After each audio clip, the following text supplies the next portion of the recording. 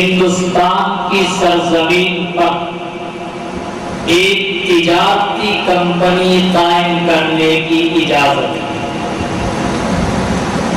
اور East India company کے نام سے ہندوستان کی سرزمین پر ایک تجارتی کمپنی قائم. اس زمانہ میں تجارتی کمپنیوں کا دائرہ اختیار بہت وسیع ہوتا، حتیٰ کہ انہیں فوج تک رکھنے کی بھی اجازت ہوتی. مسلمانوں کی اسی نرمی اور کمزوری سے فائدہ اٹھا کر انگریزوں نے ہندوستان کی سرزمین پر اپنی فوج رکھنا شروع کر دی. جب عالمگیر کی وفات ہوئی تو مغل حکومت روز بروز تنزلی کی طرف جانے لگی. دوسری طرف انگریزوں نے مسلمانوں کی کمزوریوں اور طوائف الملوکی سے فائدہ اٹھاتے ہوئے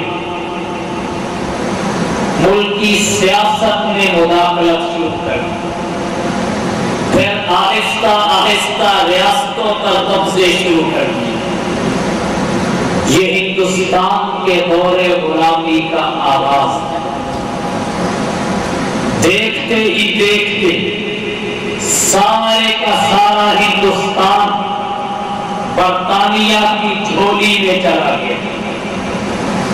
جیسے ہی ہندوستان برطانیہ کا غلام بنا، وہیں پر چند بہادر اور غیرت مند نوجوانوں نے برطانیہ کے ان غاصبوں پر حملے شروع کر دیے اور غلامی کی اس زنجیر کو توڑ کر آزادی کے حصول کے لیے جد و جہد کا آغاز کیا.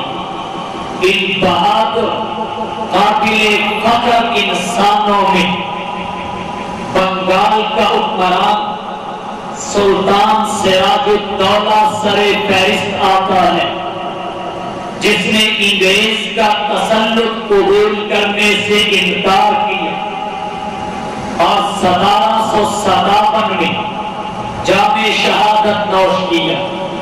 ان کے بعد پھر میسور کا حکمران سلطان ٹیپو شہید انگریز کے بڑھتے ہوئے قدم روکنے کے لیے میدان عمل میں اترا اور 1801 میں جام شہادت نوش کیا.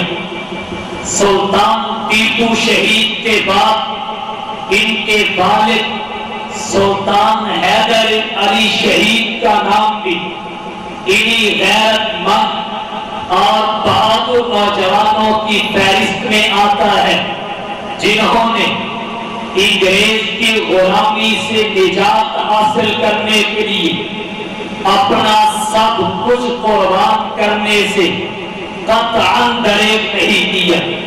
ان کے بعد پھر سید احمد شہید اور شاہ اسماعیل شہید رحمت اللہ علیہ نے آزادی کی تحریک شروع کی، لیکن غدار بھی اسی قوم کا حصہ ہوا کرتے ہیں.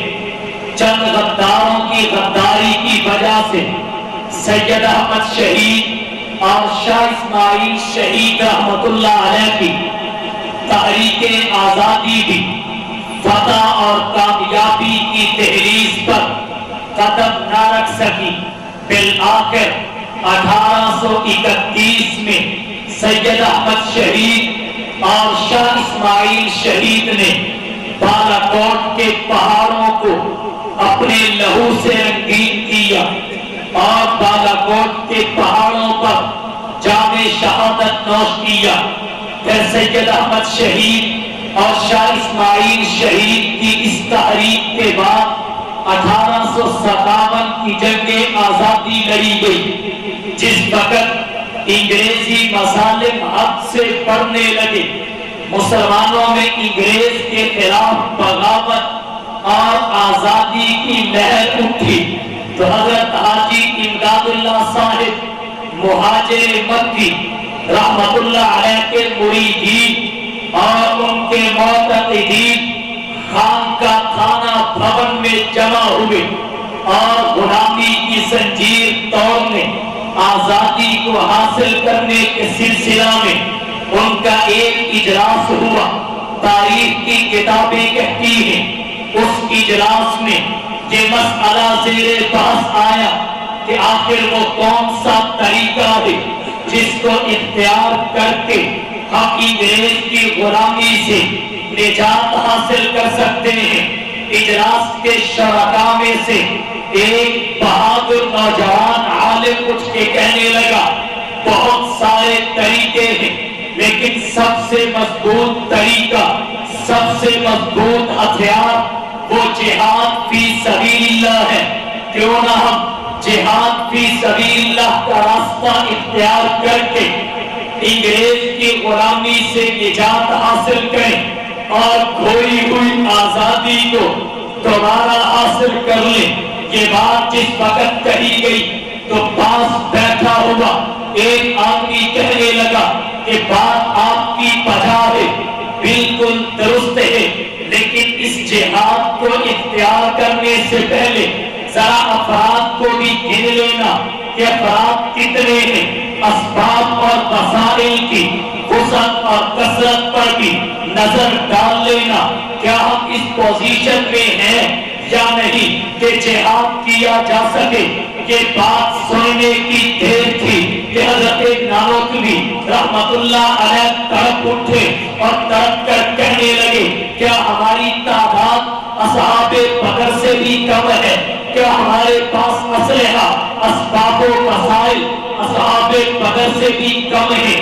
سب نے کہا قطعاً نہیں۔ تو کہا پھر کیا بات ہے کہ ہم جہاد کا راستہ اختیار کرتے ہوئے ڈر محسوس کر رہے ہیں۔ جب یہ بات حضرت نانوتوی رحمت اللہ علیہ نے فرمائی تو خانقاہ امدادیہ ساری کی ساری سبیلنا سبیلنا الجہاد الجہاد کے فلک شگاف ناروں اور صداؤں سے گونج اٹھی اور منظم طریقے سے تھانہ بھون سے لڑائی کا آغاز کر دیا گیا۔ انگریز کے خلاف منظم طریقے سے علماء میدان میں نکل آئے۔ اس علماء کے میدان میں نکلنے سے ایک شاملی کے ہیڈ کوارٹر میں، تحصیل شاملی کے ہیڈ کوارٹر میں ایک مختصر سی اسلامی ریاست کا قیام ہو گیا۔ ایک مختصر سی اسلامی ریاست عمل میں آئی۔ مشاورت کے ساتھ حاجی امداد اللہ صاحب مہاجر مکی رحمت اللہ علیہ کو امیر المومنین منتخب کر دیا گیا۔ انگریز ظالم نے پلٹ کر حملہ کیا۔ اس حملہ کے نتیجہ میں حافظ صادق رحمت اللہ علیہ جام شہادت نوش کر گئے اور وقتی فتح شکست میں بدل گئی۔ جو ہی وقتی فتح شکست میں بدلی، انگریزی فوج پر دہانے لگی۔ ان کے ظلم و ستم کی کوئی انتہا نہ رہی، جبر استبداد کا کوئی کنارہ نہ رہا۔ انگریزی مظالم اس حد تک بڑھ گئے کہ گلیوں میں معصوم بچوں کی لاشیں تڑپنے لگی، عورتوں کے سروں سے دوپٹے چھیلے جانے لگے، علماء کو صبح اور خنزیر کی کھڑیوں میں بند کر کے نظر آتش کیا جانے لگا۔ مورخین لکھتے ہیں کہ وہ وقت تھا کہ